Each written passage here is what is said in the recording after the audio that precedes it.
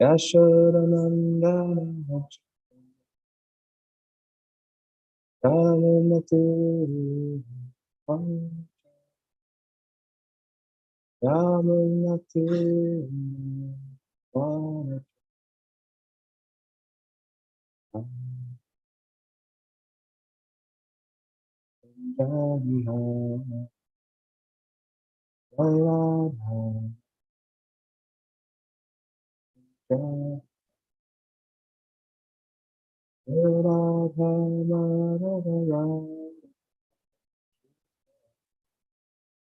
Radha Giridhari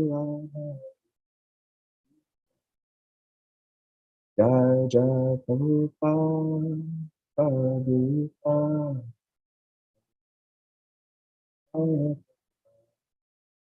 Jai Gauri Jai Gauri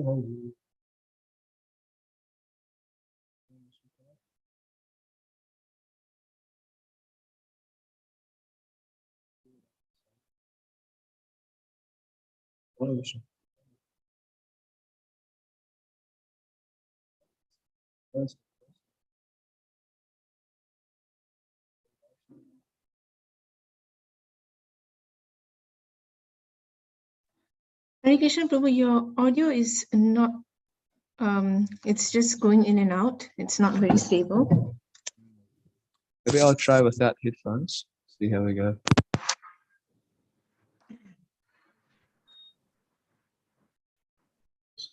So, Prabhu, shall I start reading Leela Madhu now? Please. Hare Krishna. Abhay focused on presenting the timeless message of the Vedas, but in context of current crisis, in this essay, Godhead and his potentialities, he presented the Vedic evidence and logical arguments to explain the transcendental nature of Godhead and the individual souls, both being deathless, blissful, and full of knowledge. Because men have forgotten and neglected their vital connection with God, they can never be satisfied in the material world, which is temporary and beset with unavoidable miseries. All spiritual souls, everyone is eternal by nature, and therefore everyone tries to avoid the onslaught of distress and dangers, which come one after another, but the material body is meant for suffering and ultimately for destruction. The exodus of the residents of Calcutta to other places out of fear of being raided by Japanese bombs is due to the same tendency of non-destructible existence. But those who are thus going away do not remember that even after going away from Calcutta, saved from the raids of Japanese bombs, they are unable to protect their bodies as non-destructible in any part of the material universe, when the same bodies will be raided by the bombs of material nature in the form of threefold miseries. The Japanese also, who are threatening the Calcutta people with ruthless air raids for increasing their own happiness by possessions of lands, do not know that their happiness is also temporary and destructible, as they have repeatedly experienced in their own fatherland. The living beings, on the other hand, who are designed to be killed, are by nature eternal, impenetrable, invisible, etc. But all those having living entities who are threatened to be killed as well as those who are threatening to conquer are all alike in the grip of the Maya potency and are therefore in the darkness. Hare Krishna. Hare Krishna. Thanks, Prabhu. Om Namo Bhagavate Vasudevaya. Om Namo Bhagavate Vasudevaya. Om Namo Bhagavate Vasudevaya. So today, we're reading from Srimad Bhagavatam, Canto number 4, Chapter 20, Lord Vishnu's appearance in the sacrificial arena. Text number 9. Yasvadhamena mam nityam nirashu shraddhayata vajyate sanakastasya manorajan prasidati. Word for word, yeah, anyone who swadharamena, by his occupational duties, mam, me, nityam, regularly, nirashi, without any motive, shraddhaya, with faith and devotion, anvita, endowed, bhajate, worships, janakai, gradually, tasya, his, mana, mind, rajan, O King Prithu, prasidati, becomes very satisfied. Translation and purport by His Divine Grace, A.C. Bhaktivedanta Swami Srila Prabhupada. Supreme Personality of Godhead, Lord Vishnu, continued, my dear King Prithu, when one situated in his occupational duty engages in my loving service without motive or material gain, he gradually becomes very satisfied within. Purport. This verse is also confirmed by the Vishnu Purana. Occupational duties are known as varnashrama dharma and apply to the four divisions of material and spiritual life, namely Brahmana, Kshatriya, Vaishya, and Shudra, and Brahmacharya, Grihastha, Vanaprastha, and Sannyas. If one works according to the Varnashram Dharma system and does not desire further results, he gets satisfaction gradually. Discharging one's occupational duty as a means of rendering devotional service unto the Supreme Personality of Godhead is the ultimate goal of life. Bhagavad Gita confirms this as the process of karma yoga. In other words, we should act only for the satisfaction and service of the Lord. Otherwise, we will be entangled by the resultant actions. Everyone is situated in his occupational duty, but the purpose of material occupations should not be material gain. Rather, everyone should offer the results of his occupational activities. A Brahmana especially should execute his occupational duties, not for material gain, but to please the Supreme Personality of Godhead. Kshatriya, Vaishya, and Shudra should work in a similar way. In this material world, everyone is engaged in various professional and occupational duties, but the purpose of such activities should be to please the Supreme Personality of Godhead. Devotional service is very simple, and anyone can adopt it. Let one remain what he is. He need only install the deity of the Supreme Lord in his house. The deity may be Radha Krishna or Lakshmi Narayan. There are many other forms of the Lord. In this way, a Brahmana, Kshatriya, Vaishya, or Shudra can worship the deity with the results of his honest labor. Regardless of one's occupational duty, one should adopt the devotional means of hearing, chanting, remembering, worshipping, offering everything to the Lord, and engaging in his service.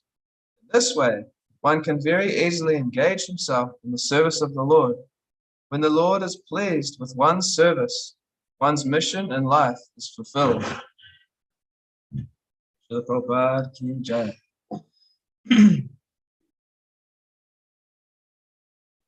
Om Ganatimirandasya Gananjana Shalakaya Chakshu Militamena Tasmai Shri Gurave Namaha.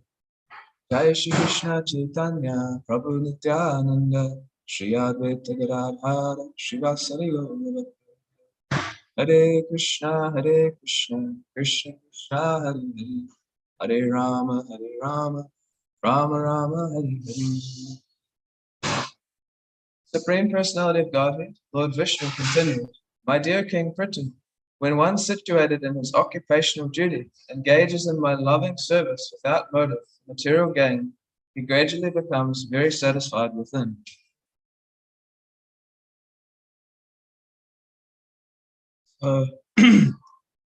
During the weekend on Sunday, I was listening to one very nice Bhagavatam class, and this devotee was, from what I heard, the essence of the class, he was trying to encourage us to always hear, specifically through reading, but in one shape or one form or another to hear, whether that be through lectures or through reading or watching videos, devotees speaking, etc.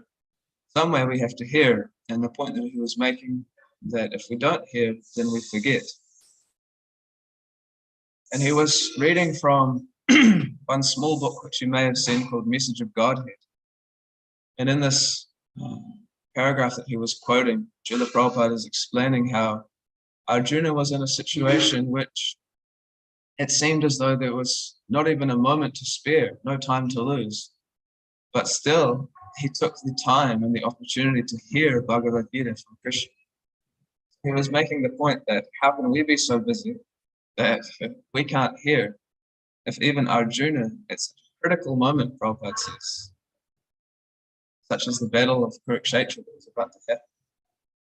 So in such a critical moment, Arjuna, he still took the time to hear Krishna's message.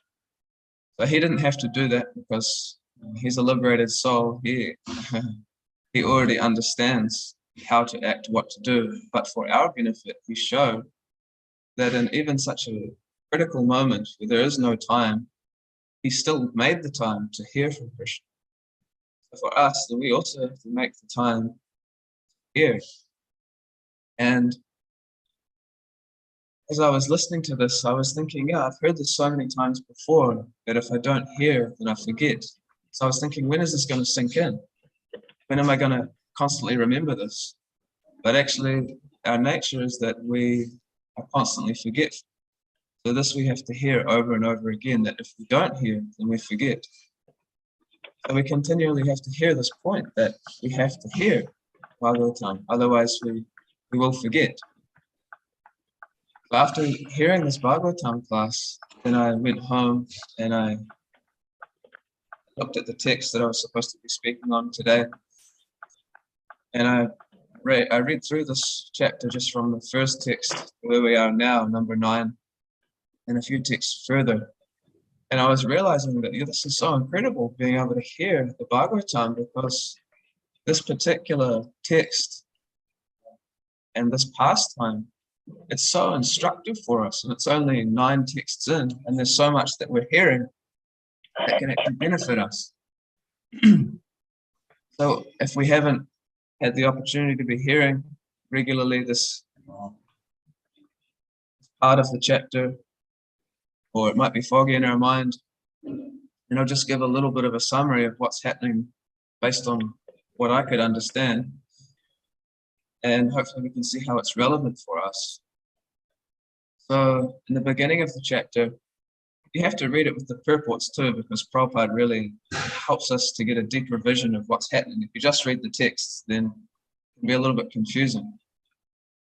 But if you read the purports, you'll see how Prabhupada describes that Prithu Maharaj, he was in his sacrificial arena, and Lord Vishnu has arrived with King Indra, and he's wanting that Prithu Maharaj forgive Indradev, because as we know, Indra has stolen 100th horse, which was meant for Prithu's sacrifice, Ashwamedha sacrifice.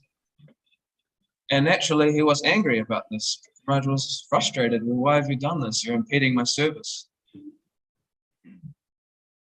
So the Lord, he understands the heart of everyone, including his devotees. So he could understand that there was some anger and envy between Prithu Maharaj and Indra. So he began to speak, because as we know, anger and envy, lust, greed, anger, envy, madness, illusion, they're all symptoms of conditioned souls. So in other words, if we feel this way, it means that we're acting under the influence of the modes of nature. It means we're a conditioned soul. So because Indra and Prithu were feeling this way towards one another, it meant that they were actually coming under the influence of the modes of nature. So what does Vishnu do? He begins to speak to Prithu Maharaj, and straight away he addresses him as Atmanam, which means one who knows the self, one who knows that they are the self, the soul.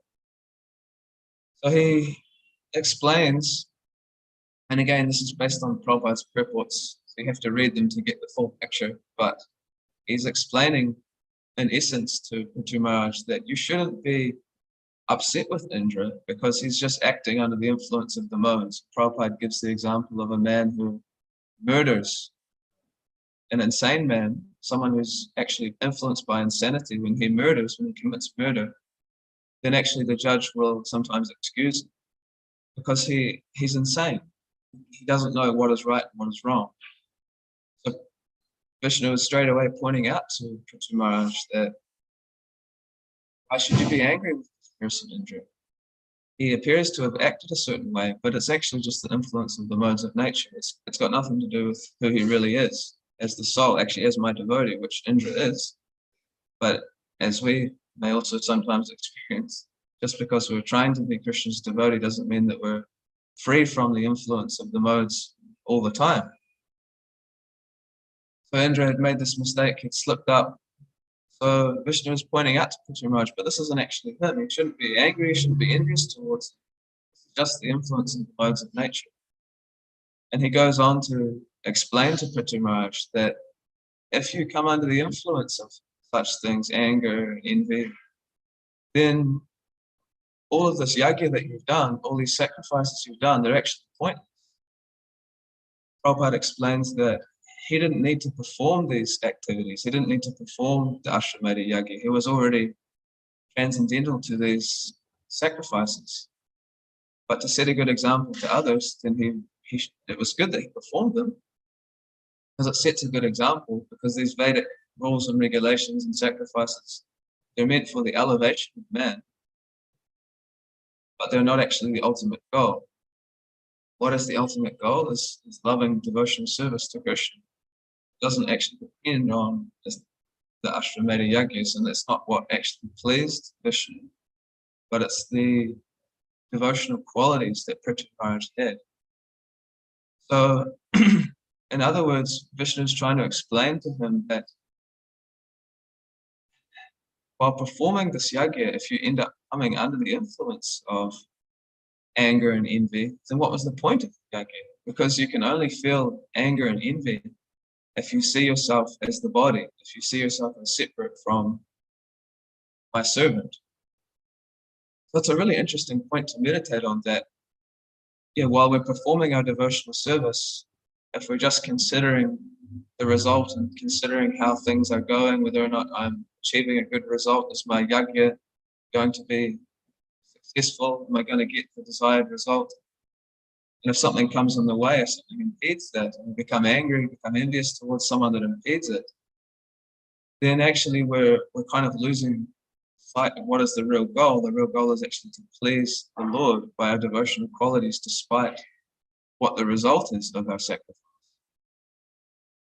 So then this is where we, after that, Vishnu, he explains more about Atma Tattva, the science of the soul and the super soul, to Prithu Maharaj. Then it comes to the point that we're at today, where we're hearing about how one should just perform their duty, free from desire for the result, and this way he'll gradually begin to feel satisfaction within.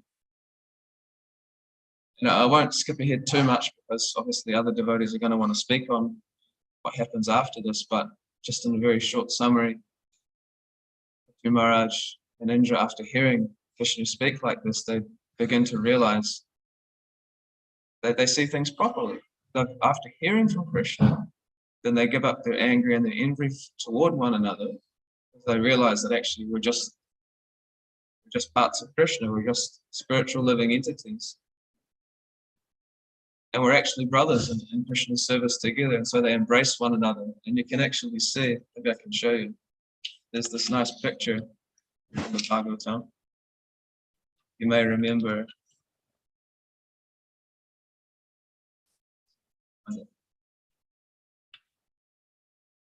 where Prithu Maharaj, he's standing in the arena.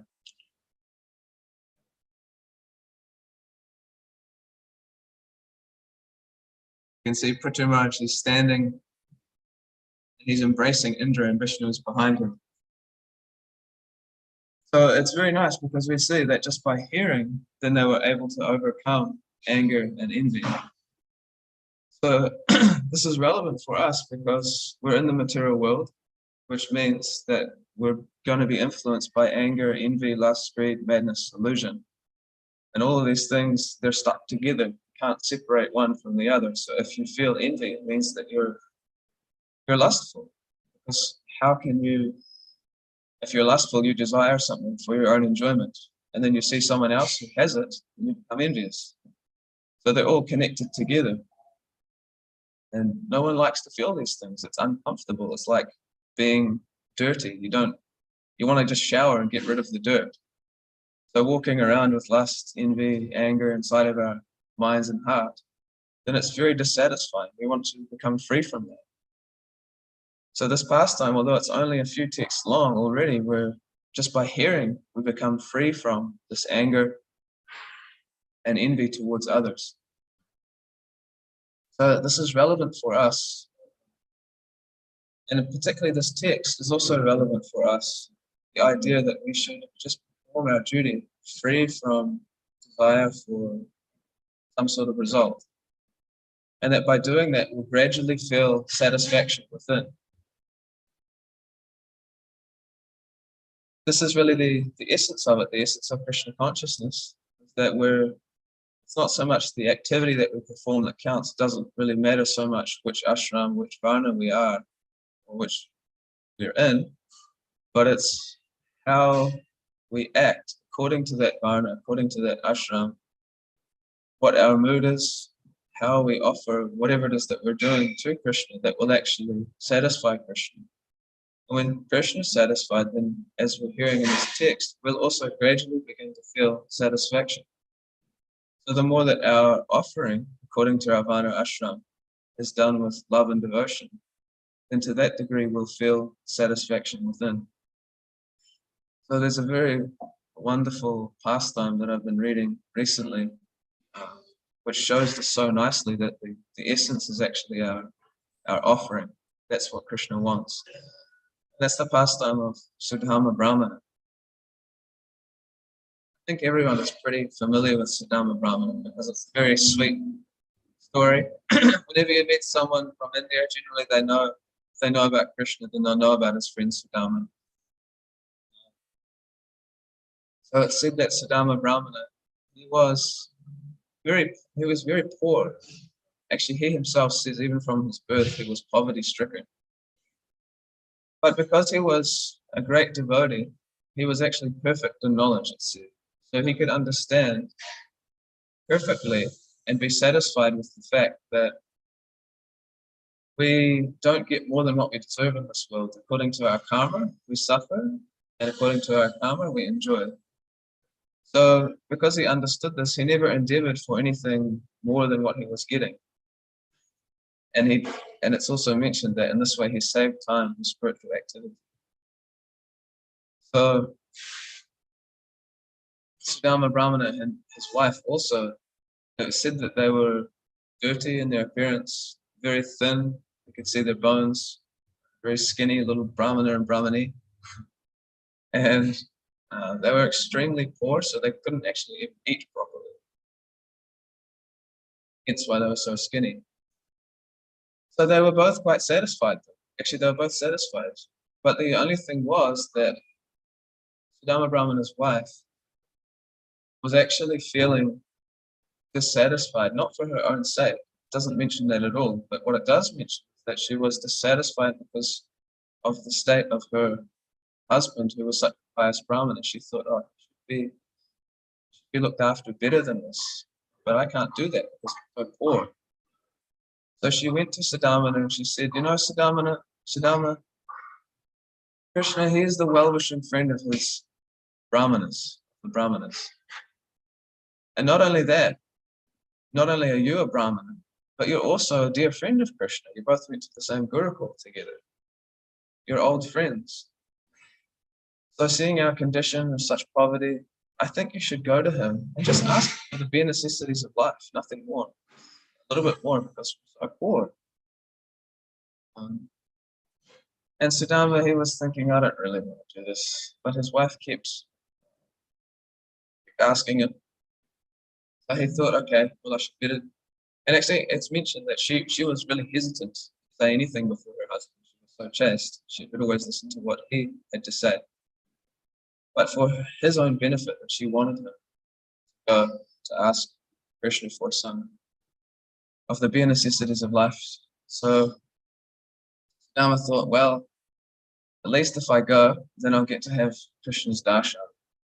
So that's worth it. I'll just go for that reason, whether I get wealth or not.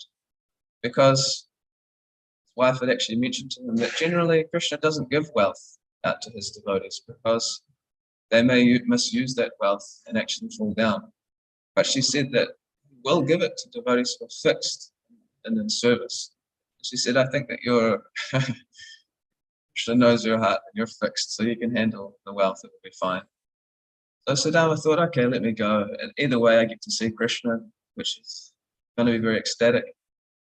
So he traveled from his home to Dwarka, which would ordinarily be very difficult to get into. But because of his status as a Brahmana, then he could quite easily enter the inside quarters of Dwarka, where after going through the gates, beautiful gates, he saw 16,108 palaces.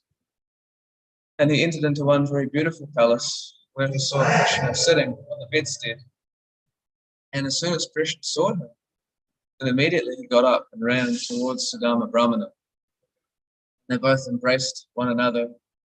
And there's that, you probably remember in the 10th canto, that famous picture of Krishna having Sudama Brahmana sitting on his own bed, and Rukmini is there fanning him. Krishna is bathing Brahmana, Sudama's feet. And it's actually said that Krishna, he offered him many different types of food and drink, bathed his feet, and then took that water and sprinkled it over his head. And all of the wives of Krishna were sitting there watching, thinking, who is this person? No one embraces Krishna like this. Only Balaram and the goddess of fortune. But that's it. There's this kind of dirty, skinny Brahmin, tattered clothes. He must be some sort of extraordinary personality. I've never seen Krishna interact with someone with such. So they were all quite amazed to see this. And after worshipping Sudama Brahmana in this way, giving him appropriate welcome, showing that Krishna is, and he himself worships the Brahmanas, then he took Sudama Brahmana, sat on his bed with him, and they actually held hands with one another and began to discuss their previous pastimes in the Gurukul. And they were friends as young boys.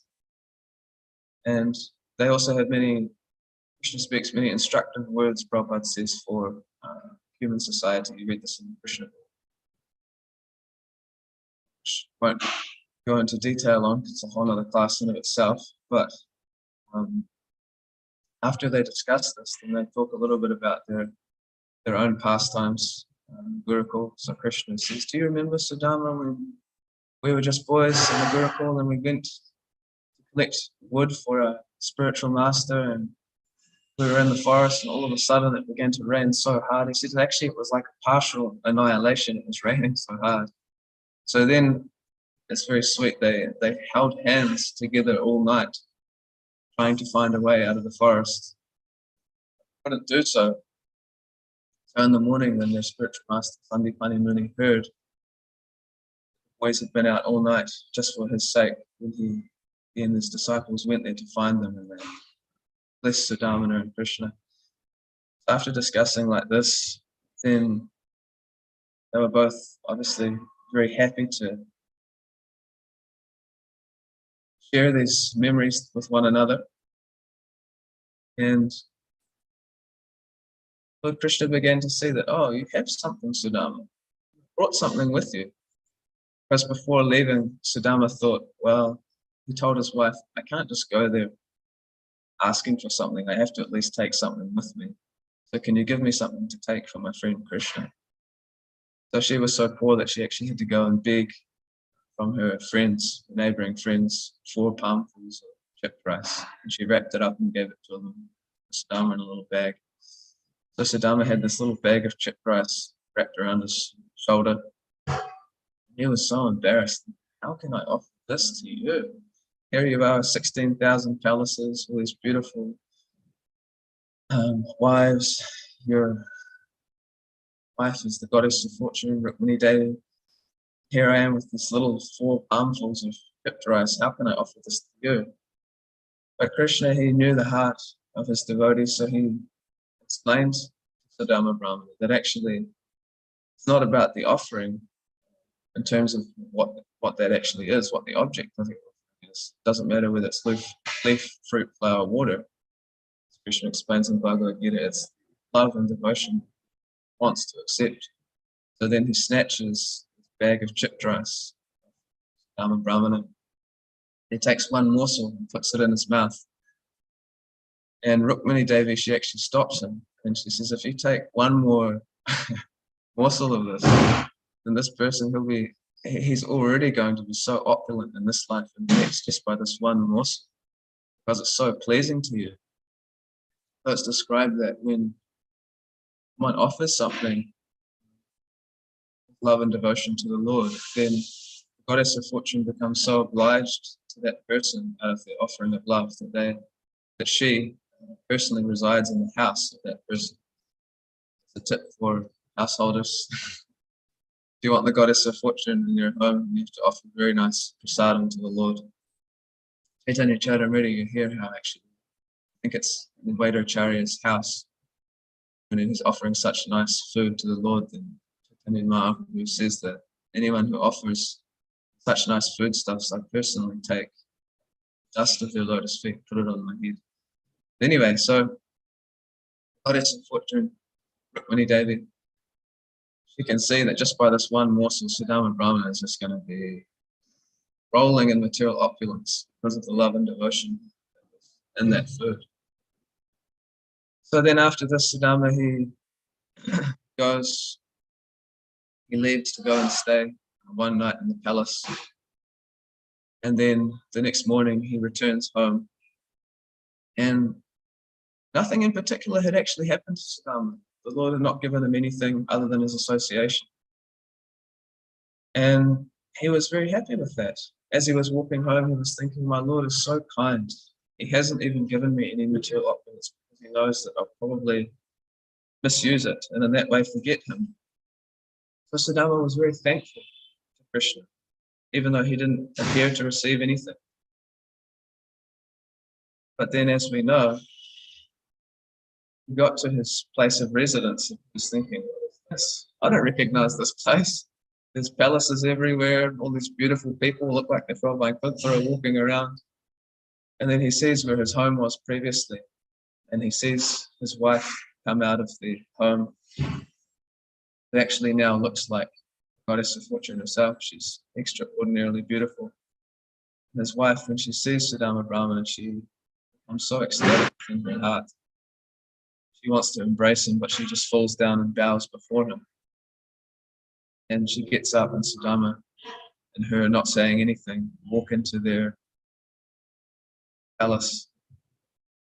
Sudama's walking around and he's seeing all these beautiful women walking around holding lanterns which are filled with jewels, and the palaces made of transparent marble, extraordinarily opulent. Actually, it's said that Krishna was thinking, I'll give my Brahmana friend Sudama more opulence than the king of heaven.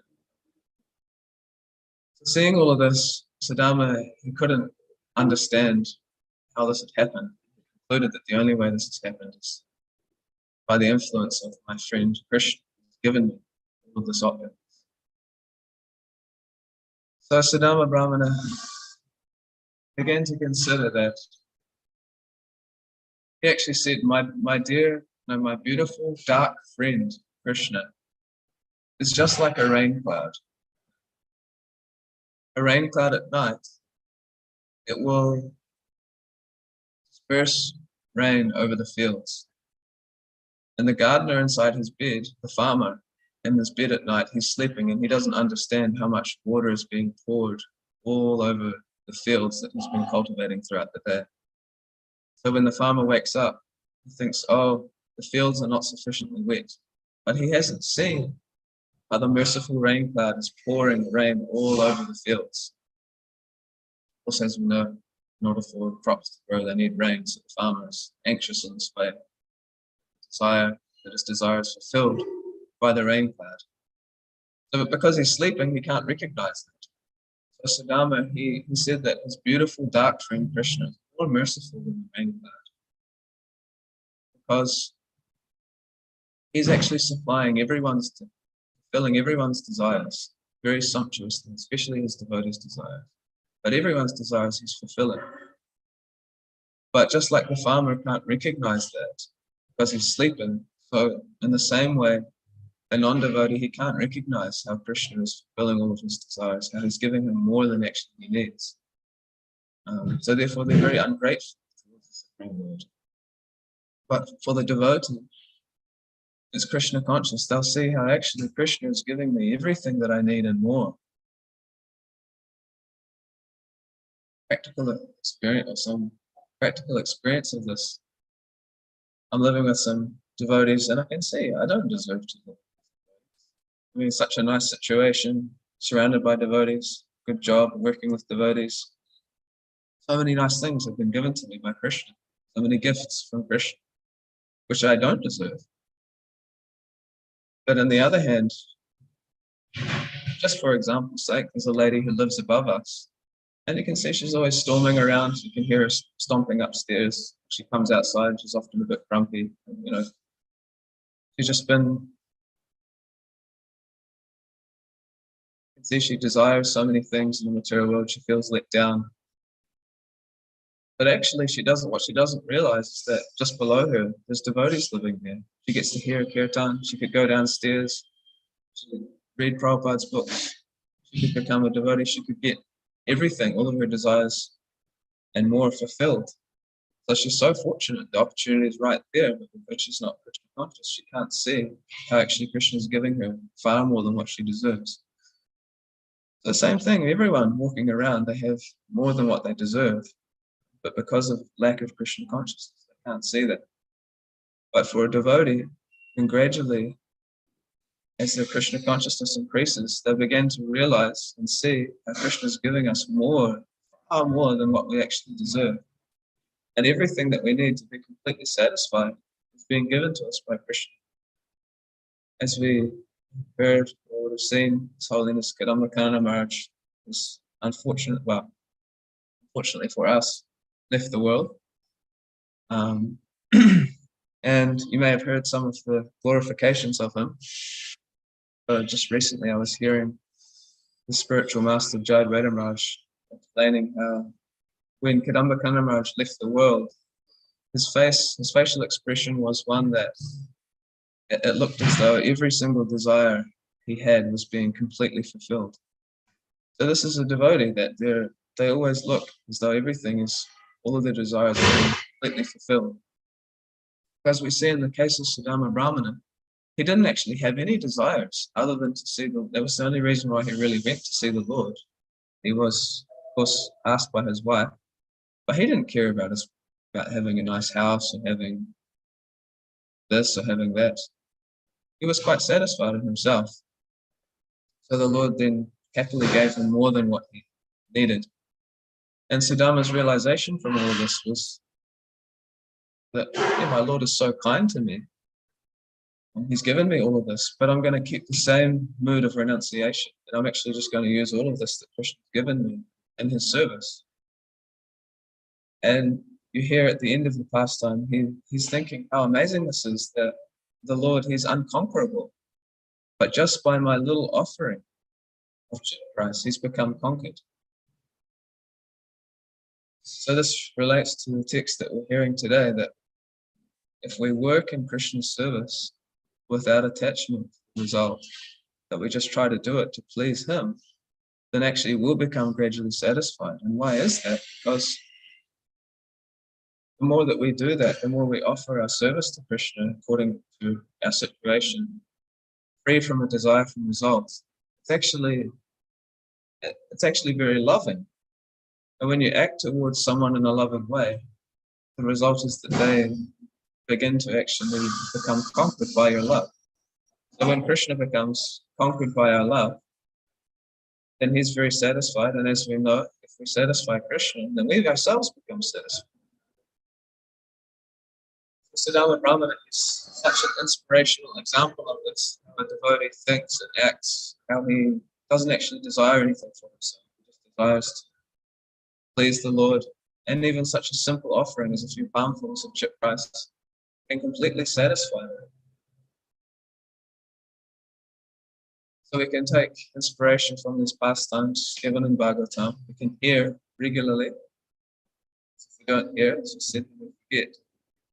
So we should take advantage of the books Prabhupada's given us. Always try to hear, always try to realize and understand what's being said, so that we can become free from envy, free from anger. Just realize that actually Krishna consciousness is very simple. As Prabhupada explains in this purport, we don't have to change who we are. Just take Radha and Krishna deities, or there's many different forms of the Lord, keep them in your home, and just be who you are, but do that in Krishna's service. Whether you're rich, whether you're poor, if Krishna wants to give you a lot of money to serve him with, if Krishna wants to give you no money to serve him with, whatever it is that you get, then you just use that for his service, and gradually you become satisfied. So it's said that this pastime, anyone who hears it, then they will understand the affectionate exchanges between Krishna and his devotees. And also one will develop the qualities of Sudama Brahmana, that become as exalted as Sudama Brahmana if one hears this pastime. So we should all go home and hear this pastime, 2 chapters. I think it's 79 and 80, could be wrong, but find it at least in part 2. Hare Krishna. Maybe there's someone who would like to add something, comment or correction. Maybe there's a question. Thank you for listening. Hare Krishna. Hare Krishna Prabhuji, thank you very much for the very good lectures here in this class. Particularly, you have brought about the beginning that the importance of hearing as one of the important process of our Krishna conscious activities, hearing from the pure heart about the Lord, glory, Lord's name, faith, and that will automatically remove all the contaminations of our heart, which is a disease, Prabhupada has told, called material disease, and it will clear from our heart this material disease. And if we do not hear from them, then, the Chaitanya Mahaprabhu has also told this, Chetodarpanamarjanam, we need to clear our contamination from our heart by hearing from pure devotee. And you have nicely pointed out what is the result of that, what it happens to a pure devotee is greed and all that. In a material level, everyone has greed in their mind, and it's a lust for more enjoyment.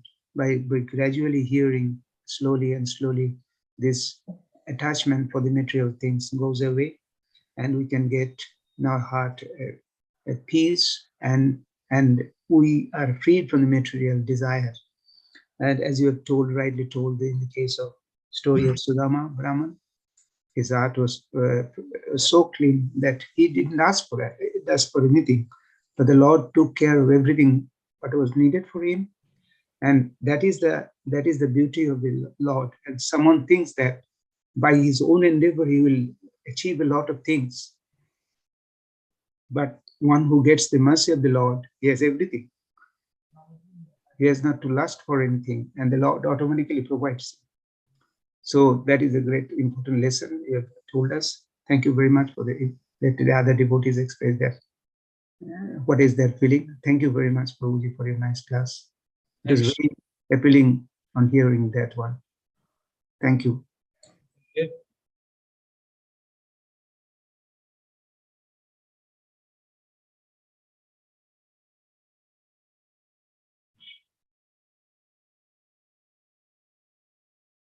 Okay, shall we finish there? Shama Mataji? Hare Krishna Prabhu, it appears there is no other person to make comments, so we can close the class here. Thank you for the class again. Very nice class. Thank you. Thanks for the Grantaraj Bhagavatam. Thank you. Srila Prabhupada ki jai. Jai Go. Mancha kalpotarubhyasya kripasindhubhye vacha patitana pavanebhyo vaishnavebhyo namo. Jai Srila Prabhupada ki jai. Samveta Bhakta Vrinda ki jai. Hare Krishna.